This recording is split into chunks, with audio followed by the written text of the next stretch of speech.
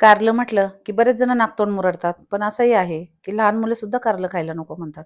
नमस्कार मंडळी, food by Sangeeta रेसिपीमध्ये तुमच्या सर्वांचं खूप खूप मनापासून स्वागत आहे. फ्रेश आणि ताजे ताजे असे कारले आणले होते, तेव्हा म्हटलं मस्त कारल्याची चटणी बनवूया. आणि तुम्हाला खरं सांगू, ही कारल्याची चटणी चवीला इतकी भारी झाली ना, की अगदी लहानांपासून मोठ्यांपर्यंत सर्वांनीच खूप आवडीने खाल्ली. आणि ही कारल्याची चटणी बाहेर 4 ते 5 दिवस सहज टिकते. त्यामुळे ही चटणी तुम्ही टिफिनलाही देऊ शकता आणि जर तुम्हाला लांबचा प्रवास करायचा असेल, तर पराठ्याबरोबर, पुरीबरोबर किंवा चपातीबरोबर ही चटणी न्यायला खूप छान आहे. आणि ही कारल्याची चटणी चवीला अजिबात कडू लागत नाही आणि चवसुद्धा अप्रतिम लागते. चला तर मग 3 ते 4 दिवस टिकणारी ही झणझणीत कारल्याची चटणी कशी बनवायची ते पाहूया. तर आता कारल्याची चटणी बनवण्यासाठी इथे मी काय केलं, 4 ते 5 ताजे-ताजे कारले घेतले. आता हे कारले आपल्याला बारीक कापून घ्यायचे. यासाठी काय करायचं, कारल्याचा मागचा आणि पुढचा थोडा-थोडा भाग कापून टाकायचा आणि कारल्याचे छोटे-छोटे तुकडे करायचे. तुम्ही तुमच्या आवडीनुसार कारल्याचे जेवढे बारीक-बारीक तुकडे करता येतील ना, तेवढे बारीक तुकडे करायचे. तर आता इथे मी अशा पद्धतीने कारल्याचे छोटे-छोटे तुकडे तयार करून घेतले आणि कारल्यामध्ये काही-काही जाड बिया असतात, त्या बिया आपल्याला काढून टाकायच्या आहे.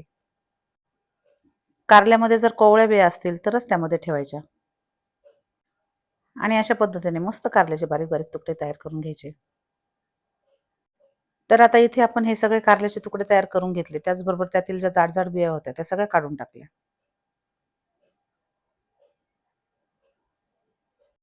आता गॅसवर एक कढई गरम करायला ठेवली. त्यामध्ये 2 कप पाणी घातले. यामध्ये 1 चमचा मीठ घालायचं आणि अर्धा चमचा हळद पावडर घालायची. आता काय करायचं, जे कारल्याचे तुकडे आपण बारीक-बारीक करून घेतले ते सगळे यामध्ये घालायचे आणि मीडियम गॅसवर 3 ते 4 मिनिटे मस्त कारले उकडून घ्यायचे. कारल्याचे तुकडे घातल्यानंतर मिश्रण थोडं हलवून घेतलं आणि यावर झाकण ठेवलं आणि 3 ते 4 मिनिट मीडियम गॅसवर हे कारल्याचे तुकडे वाफवून घ्यायचे. आता जोपर्यंत कारले शिजतायत तोपर्यंत आपण चटणीसाठी मसाला तयार करून घेऊ.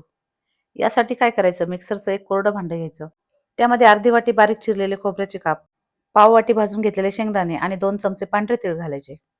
आता यामध्ये अर्धा चमचा बडीशोप घालायची आणि 1 चमचा धने घालायचे आणि जर धने नसतील तर यामध्ये 1 चमचा धना पावडर घालायची. आता यामध्ये थोडासा अद्रकचा तुकडा घालायचा. त्याचबरोबर 10 ते 12 लसणाच्या पाकळ्या घालायच्या. अगदी थोडी हळद पावडर घालायची आणि अर्धा चमचा लाल मिरची पावडर घालायची. आता यामध्ये 1 चमचा गरम मसाला घालायचा आणि हे सर्व मिश्रण मिक्सरमध्ये जाडसर वाटून घ्यायचे. पाणी न घालता कोरडेच आपल्याला हे मिश्रण बारीक करून घ्यायचे आहे. मिक्सर चालू बंद करत जाडसर असे वाटण तयार करून घ्यायचे. तर आता 3 ते 4 मिनिट कारले आपण इथे चांगले वाफवून घेतले आहे. हे कारल्याचे तुकडे आपल्याला फक्त 50 ते 60% शिजवून घ्यायचे आहे. हाताने सहज बारीक होतील इतपत आपल्याला कारले उकडून नाही घ्यायचे. फक्त कारल्यातील कडकपणा कमी होऊन हलकेसे मऊसर होईपर्यंत कारले उकडून घ्यायचे. आता कारल्याची चटणी बनवण्यासाठी गॅसवर एक पॅन गरम करायला ठेवला. त्यामध्ये थोडे तेल घातले. आता हे उकडून घेतलेले कारले मी पुन्हा स्वच्छ पाण्याने धुवून घेतले आणि कडक पिळून घेतले. नंतर यामध्ये घातले. आता तेलामध्ये हे कारले आपल्याला चांगले परतून घ्यायचे आहे. हलकासा तांबूस रंग येईपर्यंत मस्त हे सगळे कारले परतून घ्यायचे. आणि महत्त्वाचं म्हणजे जेव्हा तुम्ही कुठलीही कारल्याची भाजी बनवता, तेव्हा तुम्ही जितके जास्त कारले परतून घेता, तितका त्यातील कडवटपणा कमी होतो. त्यामुळे इथे आपल्याला कारले चांगले परतून घ्यायचे आहे. आता 3 ते 4 मिनिट इथे आपण कारले चांगले परतून घेतले. कारलं आणि तेल दोन्ही वेगवेगळं झालं आहे. आता मिक्सरमध्ये जो मसाला आपण बारीक करून घेतला होता, तो सगळा यामध्ये घालायचा. आणि हा मसाला घातल्यानंतर गॅसची फ्लेम कमी करायची आणि मंद आचेवर 3 ते 4 मिनिट मस्त हे कारले आपल्याला परतून घ्यायचं आहे. आता यामध्ये अर्धा चमचा आमचूर पावडर घातली आणि त्याचबरोबर अर्धा चमचा जिरा पावडर घातली. त्याचबरोबर चवीनुसार मीठ घालायचं आणि सर्व साहित्य चांगलं एकजीव करून घ्यायचं.